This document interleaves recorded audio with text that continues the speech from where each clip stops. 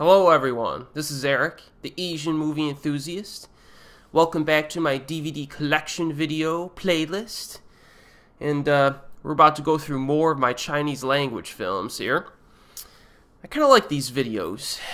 I don't have to write long scripts for them, I can just wing it. So let's keep going. And tonight, we got a big one to start off with tonight. This is a big one. And that is the Boxer's Omen. Yes, the Boxer's Omen. Look at that guy.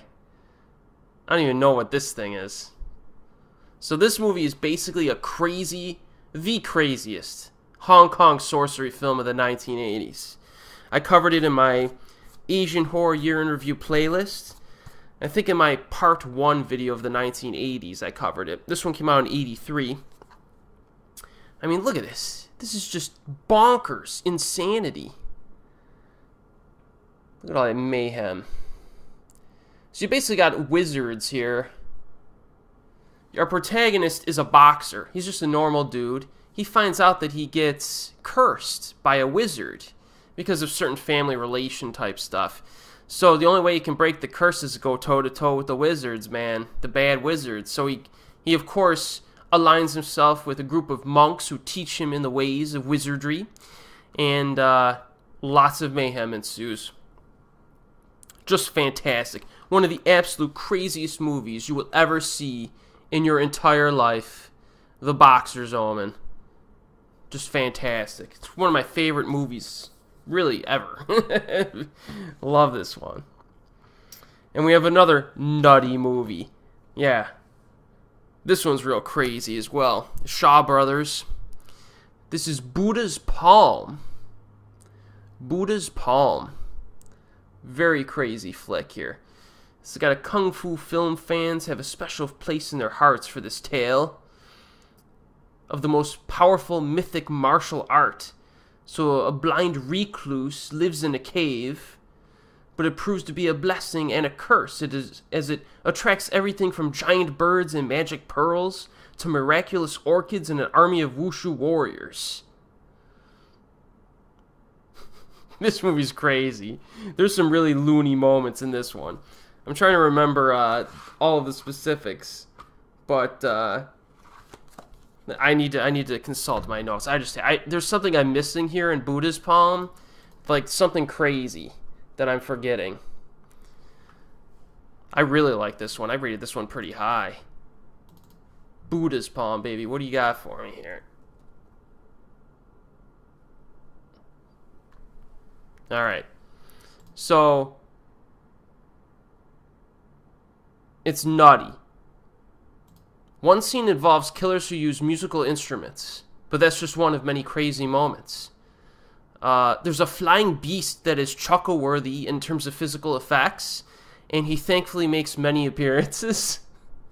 Set designs are fantastic and colorful, so it's kind of like the Boxer's Omen in a certain sense, in that you have some cheesy stuff in there, but you have some really legitimate good production values and good filmmaking too spliced in. So yeah, Buddha's Palm I definitely recommend. A very cool flick. I don't remember all the details because I saw it years ago, but very good. You should definitely check this one out. If you want something that's a little loony, a little Hong Kong looniness, it's a good one. This next one is one I just recently added to my collection, even though I saw it years ago, and recently rewatched it. And this one's another one not a lot of people know about. It's Bullets Over Summer, with both of my boys, Louis Koo and Francis Ng. I'll watch these two guys in anything. This one's kind of a genre bender. It's got a lot of drama to it. It's got a little action to it. It's got some comedy to it. It's about these two guys who are, I think they're staking out an apartment, and they befriend the people of the apartment complex, but the bad guys are around, and they're pretty ruthless. So I really like this flick. It's a very good flick. I like the DVD packaging on this, too. It's got like that turquoise type color to it. Bullets Over Summer. Very cool flick if you can find it. It's I think it is widely available, actually. There's another one I covered in my 1980s Asian Horror Year in Review playlist videos. It's just a calamity. A total calamity of snakes. Yes, a calamity of snakes, my friends. A bunch of snakes go nuts. Actually, they're kind of justified in this movie because the humans treat them like crap. You know, they kill tons of snakes in the movie and the snakes fight back. This is a fun movie. It's pretty good. Check out my review in my 1980s section in my Asian playlist, Asian horror playlist. A Calamity of Snakes. It gets pretty crazy. It's a cool flick. But not quite as awesome. No. Not quite as awesome as this bad boy. And I covered this in my Asian horror playlist too for 1992, I believe this one was released. And that is The Cat. Oh yes. Check out my review for the plot in this one. The plot in this movie is absolutely insane. It's like science fiction, horror, fantasy, gibberish. It's got like references to the Terminator in it, or homages. The Blob. This movie's utterly phenomenal. Your protagonist is protected by a warrior house cat. Oh, and there's a warrior dog in this one too. And yes, they use real animals. And in this one, because Hong Kong has a dubious history in the 80s and 90s of maybe not treating the animals properly on set. But this one, you could tell the animals had a good time. Because all the dangerous stuff they use special effects for. But it's just fantastic. This movie, I remember I screened this with some family members a while back, and we had a ball. Very cheesy, but it's not like many movies you typically see. The Cat.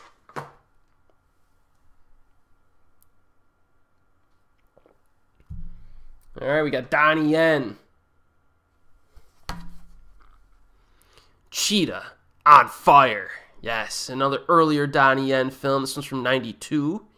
You recognize this other dude here from In the Line of Duty 4. He played one of the main bad guys. And Cheetah on Fire, I thought it was just kind of the first time I saw it. You know, I blind bought it, and I gave it a second chance like a few years later. I liked it a little bit more. It's definitely got enough action to it. Pretty good Donnie Yen flick. Not a huge priority, but hey, Donnie Yen's always a priority, right? All right, move my thing over here.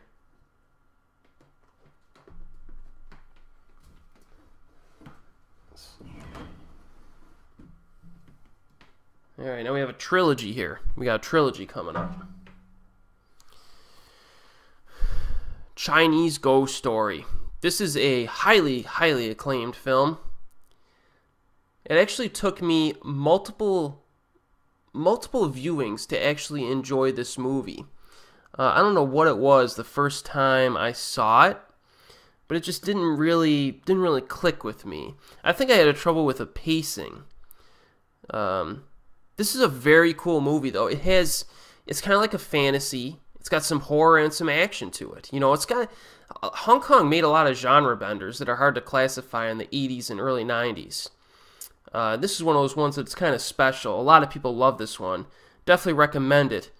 You basically have a tax collector arrives in a small town, and he ends up spending the night in a haunted temple. And a Taoist swordsman shows up, and what you have is this actress here, Joey Wong, although she's also listed as Joey Wang in some spots.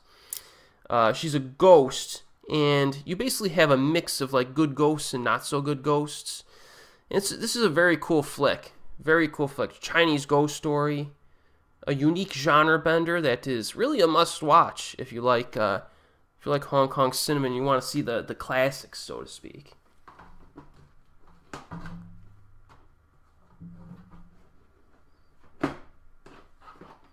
And of course, I have both sequels. A Chinese Ghost Story 2. She looks quite angry in that one. And I actually enjoyed all three of these relatively the same. The first one is probably the best overall film, but I enjoyed the second and the third of these quite a bit. It's nice that they released all three of them You can see on the back there, you got some horror stuff mixed in there, some action. It's always nice to see a genre bender. You know what I mean? Helps to mix things up in your movie watchings.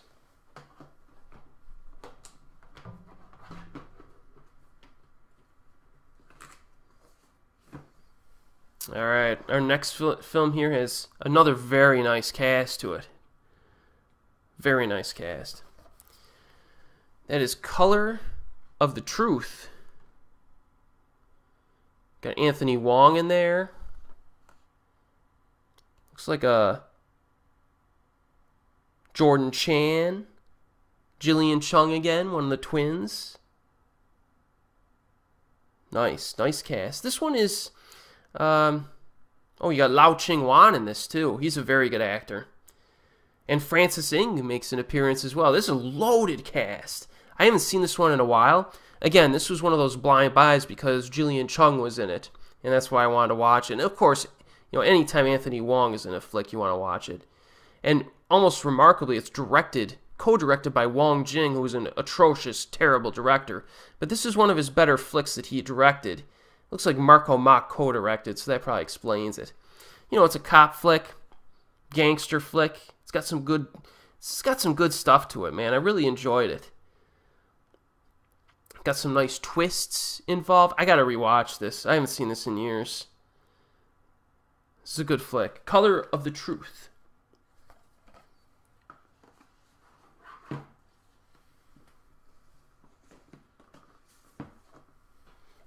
Alright, now this one here is kind of a brainless action flick. Again, nobody ever talks about this one. It's pretty good. It's called Coweb. Now this actress here, Lucia Zhang. Oh man, I'm terrible at Chinese, aren't I? It's got Sam Lee too. But she's got some talent, this lady. She's got good athleticism.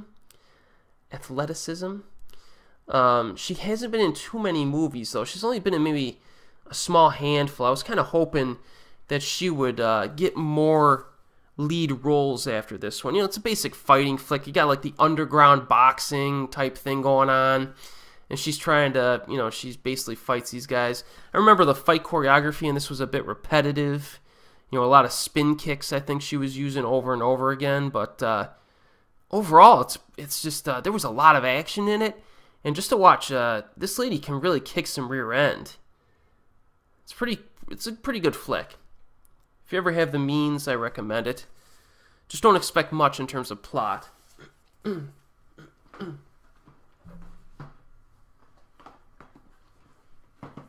Kind of wonder how many of these people have seen. I haven't really hit too many super popular movies yet, have I?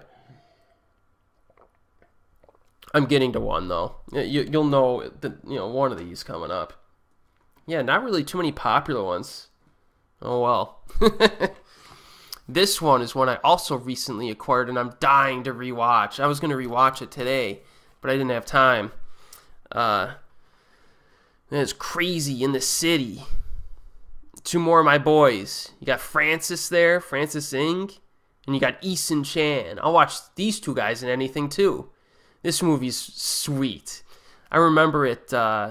It's a drama, about a cop, and he kind of falls out of love with his job and everything. And meanwhile, there's a serial killer going around killing people.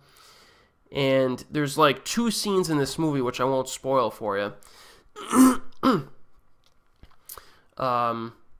One of which is just heartbreaking, and the other is just totally scintillating.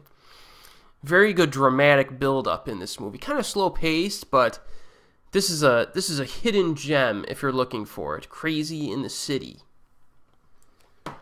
I'm gonna rewatch that one. That one and Color of the Truth in the next few weeks. All right, we got a popular one here now. If you haven't seen this, you've probably heard of it. We're finally getting to one here. Crouching Tiger, Hidden Dragon. Obviously, very good movie. What is there to say about this? I don't know what else I can say. Very nicely shot. The action's sweet. I'm trying to think of any experiences I had with this. I don't think so. I caught on to this kind of late, actually. I don't think I ever saw this in the actual theater. I saw it on DVD after the fact. But, yeah, this is a very good flick, obviously. But yeah, I have a few well-known ones.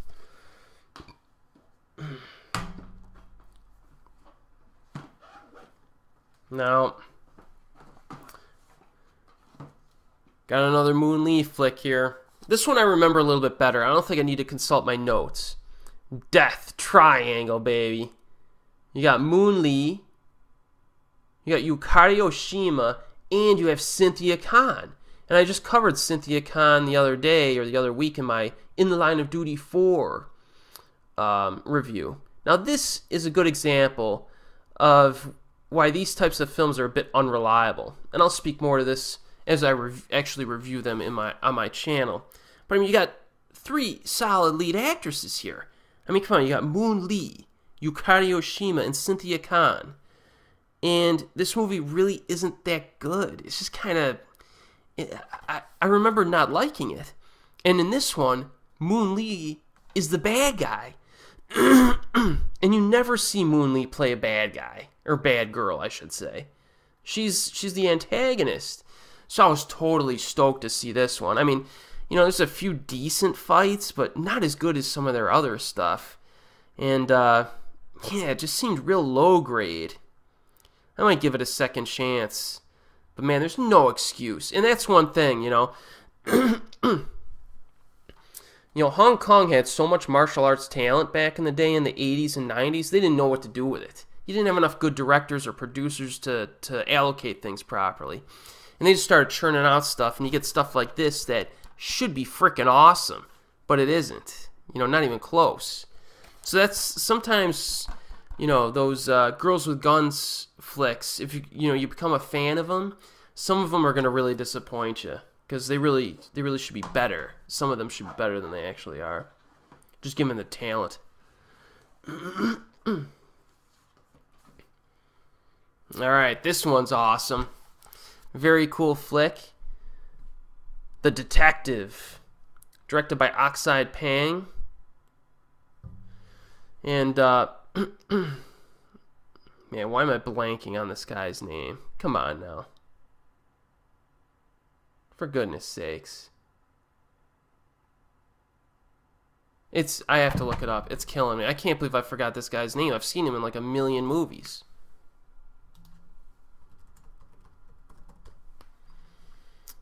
Aaron Kwok. Yes, Aaron Kwok. Now, Aaron Kwok is kind of an inconsistent actor. I think sometimes he does very good, other times he's terrible. In The Detective, this is probably his best performance, one of his best in his career. Very solid. He's a detective who, it's almost like a supernatural type mystery crime film, because he's attempting to solve like a series of murders. It could be connected to a ghost. It could be connected to a group of murderers. So it's got a really nice, a very nice quality to this. A very good film. The Detective. You want something a little bit different?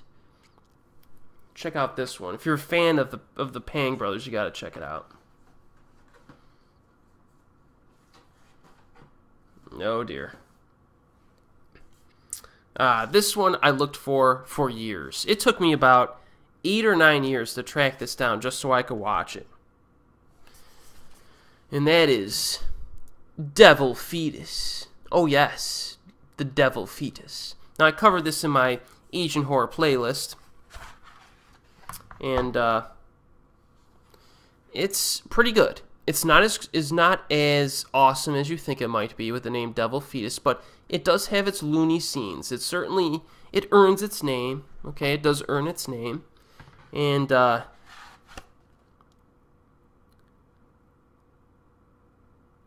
it's one of those films. I remember this. If you want details, check out my Asian Horror Year in Review playlist. But I remember, I think they break like a jade vase or something and unleash this demon. It's a pretty cool flick. You got some violence in there, some good horror. You don't really see many movies with the title Devil Fetus, do you? But it took me such a long time to find this movie. I checked like all the time for years, and it finally popped up, and I got it. So not a very widely available film, but I enjoyed it. All right, we're up to 20 minutes, so that's it for this part. So hopefully we covered a few popular ones, maybe a few classics, but hopefully I'm giving you some ideas for some of your Christmas purchases, holiday purchases. So as always, we'll see you next time.